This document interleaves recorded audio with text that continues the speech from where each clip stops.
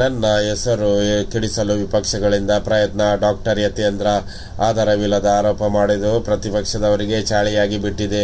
ಸುಮ್ಮನೆ ತೇಜೋವಧೆ ಮಾಡುತ್ತಿದ್ದಾರೆ ಮೈಸೂರು ನಗರಾಭಿವೃದ್ಧಿ ಪ್ರಾಧಿಕಾರಿಗಳು. ನನಗೂ ಏನು ಸಂಬಂಧ? ನಾನು ಪ್ರಾಧಿಕಾರದ ಸದಸ್ಯ ಕೂಡಲ್ಲ. ಆದರೂ ನನ್ನ ಹೆಸರು ಕೆಡಿಸಲು ಈ ರೀತಿ ಮಾಡುತ್ತಿದ್ದಾರೆ ಎಂದು ವಿಧಾನ ಪರಿಷತ್ ಸದಸ್ಯ ಡಾಕ್ಟರ್ ಯತೀಂದ್ರ ಸಿದ್ದರಾಮಯ್ಯ ಕಿಡಿಕಾರಿದರು. ಮಂಗಳವಾರ ಸುದ್ದಿಗಾರರೊಂದಿಗೆ ಮಾತನಾಡಿ, ಈಗಲೇ ಮುಖ್ಯಮಂತ್ರಿಗಳು ಹಗರಣದ ಆರೋಪಕ್ಕೆ ಸ್ಪಷ್ಟನೆ ಕೊಟ್ಟಿದ್ದಾರೆ. ಇದರ ಬಗ್ಗೆ ಕ್ರಮ ತೆಗೆದುಕೊಳ್ಳುತ್ತೇವೆ ಎಂದು ಹೇಳಿದರು. ನಗರಾಭಿವೃದ್ಧಿ ಪ್ರಾಧಿಕಾರದ ಕಮಿಷನರ್ ಬದಲಾಯಿಸುತ್ತೇವೆ ಎಂದು ತಿಳಿಸಿದ್ದಾರೆ. ಈ ಸಂದರ್ಭ ಸಂಬಂಧಿಸಿದ ಅಧಿಕಾರಿಗಳು ಹಾಗೂ ಮಂತ್ರಿಗಳು ಕ್ರಮ ತೆಗೆದುಕೊಳ್ಳುತ್ತಿದ್ದಾರೆ. ಇಷ್ಟೊತ್ತಾದರೂ ಬೇರೊಬ್ಬರ ಹೆಸರು ಹಾಳು ಮಾಡೋದು, ತೇಜೋವಧೆ ಮಾಡೋದು ನೀಚ ಕೆಲಸ ಎಂದು ಆಕ್ರೋಶ ವ್ಯಕ್ತಪಡಿಸಿದರು. ಎಚ್. ವಿಶ್ವನಾಥ, ನಗರಾಭಿವೃದ್ಧಿ ಪ್ರಾಧಿಕಾರ ಸದಸ್ಯ, ಅವರಿಗೆ ಏನು ಮಾಹಿತಿ ಬೇಕೋ ತೆಗೆದುಕೊಳ್ಳಿ. ಅವರಿಗಿನಿಂದಲೂ ಮಾಹಿತಿ ಪಡೆಯದೆ ಏನು ಮಾಡುತ್ತಿದ್ದರು. ಈಗ ಮಾಹಿತಿ ಪಡೆದು ಎಲ್ಲರಿಗೂ ಬಹಿರಂಗ ಮಾಡಲಿ, ಆಗ ಜನರೇ ನಿರ್ಧರಿಸಿದ್ದಾರೆ ಎಂದರು. ನನಗೂ ನಗರಾಭಿವೃದ್ಧಿ ಪ್ರಾಧಿಕಾರಿಗಳಿಗೂ ಸಂಬಂಧವಿಲ್ಲದರೂ ನನ್ನ ಹೆಸರು ಎಳೆದು ತರುತ್ತಿದ್ದಾರೆ. ಆದರೆ ಅದರ ಹಿಂದೆ ರಾಜಕೀಯ ದುರುದ್ದೇಶ ಅಡಗಿದೆ ಎಂದು ಆರೋಪಿಸಿದರು.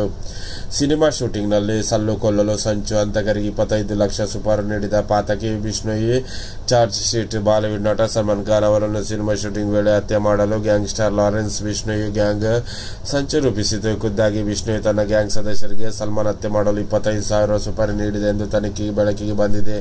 ಸಲ್ಮಾನ್ ಖಾನ್ ಹತ್ಯೆಗೆ ಸಂಚು ರೂಪಿಸಿದ ಆರೋಪದಲ್ಲಿರುವ 5 ಮಂದಿ ವಿರುದ್ಧ ನವಿ ಮುಂಬೈ ಪೊಲೀಸರು ಸಲ್ಲಿಸಿದ ಹೊಸ ಆರೋಪ ಪಟ್ಟಿ. ಈ ವಿಷಯ ಬಹಿರಂಗವಾಗಿದೆ.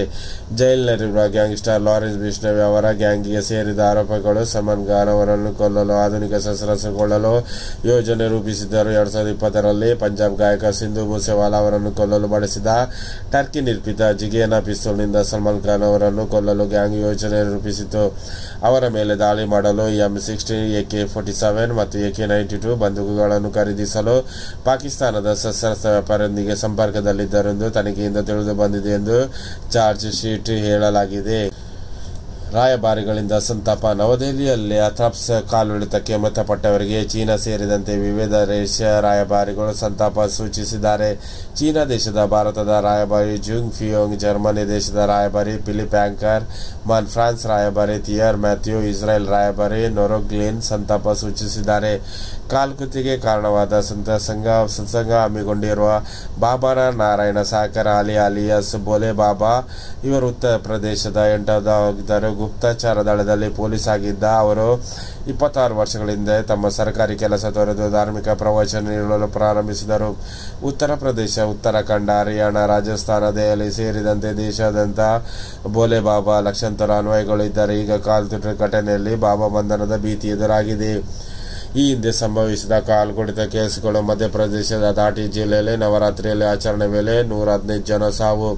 ಕೇರಳದ ಇಡುಕ್ಕಿ ಜಿಲ್ಲೆಯಲ್ಲಿ ಕಾಲ್ಕುಳಿತಕ್ಕೆ 104 ಶಬರಿಮಲೆ ಭಕ್ತರು ಬಲಿ. 2010 ಉತ್ತರ ಪ್ರದೇಶದ ಪ್ರತಾಪಗಢ, ಜಾನಕಿ ರಾಮ ದೇಗುಲದಲ್ಲಿ 63 ಜನರು ಸಾವು. 2008 ರಾಜಸ್ಥಾನದ ಜೋಧ್ಪುರ ಚಾಮುಂಡಿ ದೇಗುಲದಲ್ಲಿ 250 ಮಂದಿ ಬಲಿ. ಹಿಮಾಚಲ ಪ್ರದೇಶದ ನೈನಾಬಿ ದೇಗುಲದಲ್ಲಿ 166 ಜನ ಸಾವು. ಮಹಾರಾಷ್ಟ್ರದ ಮುದಿಗರ ದೇವಿಯಲ್ಲಿ ಕಾಲ್ಕುಳಿತಕ್ಕೆ 34 ಮಂದಿ ಸಾವು. ಆಸ್ಪತ್ರೆಯಲ್ಲಿ ಮನಕುಲದ ದೃಶ್ಯ, ಶವಗಳನ್ನು ಸುತ್ತ ಬಂಧುಗಳೇ ಆಕ್ರಂದನ, 106 ಗಾಯಗಳು, ಆಸ್ಪತ್ರೆಗೆ ದಾಖಲು. ಇಲ್ಲಿ ನಡೆದ ಧಾರ್ಮಿಕ ಸಭೆಯೊಂದರಲ್ಲಿ ಕಾಲ್ಕುಡಿತ ಸಂಬಂಧಿಸಿ 100ಕ್ಕೂ ಹೆಚ್ಚು ಮಂದಿ ಸಾವನ್ನಪ್ಪಿದ್ದರು, ಹಲವರು ಗಾಯಗೊಂಡಿದ್ದಾರೆ. ಗಾಯಗೊಂಡ 106 ಜನರನ್ನು ಆಸ್ಪತ್ರೆಗೆ ದಾಖಲಿಸಲಾಗಿದೆ. ಈ ನಡುವೆ ಗಾಯಾಳುಗಳನ್ನು ಹಾಗೂ ಶವಗಳನ್ನು ಅಥೈಸ್ ಆಸ್ಪತ್ರೆಗೆ ಟ್ರಕ್ ಹಾಗೂ ಟೆಂಪೋಗಳಲ್ಲಿ ತರಲಾಗಿದೆ. ಆಸ್ಪತ್ರೆಯಲ್ಲಿ ಪುಟ್ಟ ಬಾಲಕರು ಸೇರಿ ಹಲವಾರು ಶವಗಳನ್ನು ಕೋಣೆಯೊಂದರಲ್ಲಿ ನೆಲದ ಮೇಲೆ ಮಲಗಿಸಿದ್ದ ಜನರು ರೋಧಿಸುವ ದೃಶ್ಯಗಳು ಹೃದಯಗಂತ ಆಗಿದೆ. ಉತ್ತರ ಪ್ರದೇಶದ ಅಟ್ರಾಸ್ ಸನಿಹ ಗ್ರಾಮದಲ್ಲಿ ಮಂಗಳವಾರ ಬಾಬಾ ನಾರಾಯಣ ಸಾಕರ್ ಹರಿ ಅಲಿಯಾಸ್ ಬೋಲೆ ಬಾಬಾ ಅವರ ಪ್ರವಚನ ಆರಿಸಲು ಸೇರಿದ ಮಿತಿ ಮೀರಿದ ಜನೋತ್ಸವ. ಹಠಾಸ್ ಬೋಲೆ ಬಾಬಾ ಸತ್ಸಂಗ ಕಾಲ್ನುಟಿತ ಘಟನೆ ಬಗ್ಗೆ ಪ್ರಧಾನಿ ನರೇಂದ್ರ ಮೋದಿ ಲೋಕಸಭೆಯಲ್ಲಿ ತಮ್ಮ ಭಾಷಣದ ವೇಳೆ ತೀವ್ರ ಆಘಾತ ವ್ಯಕ್ತಪಡಿಸಿದ್ದಾರೆ. ಮೃತರ ಕುಟುಂಬಕ್ಕೆ ಮೋದಿ ತಲಾ 2 ಲಕ್ಷ ರೂಪಾಯಿ ಹಾಗೂ ಉತ್ತರ ಪ್ರದೇಶದ ಮುಖ್ಯಮಂತ್ರಿ ಯೋಗಿ ಆದಿತ್ಯನಾಥ್ 2 ಲಕ್ಷ ಪರಿಹಾರ ಘೋಷಿಸಿದ್ದಾರೆ. ರಾಷ್ಟ್ರಪತಿ ದ್ರೌಪದಿ ಮುರ್ಮು ಕೂಡ ಘಟನೆಯ ಬಗ್ಗೆ ಅತಿ ದುಃಖ ವ್ಯಕ್ತಪಡಿಸಿದ್ದಾರೆ.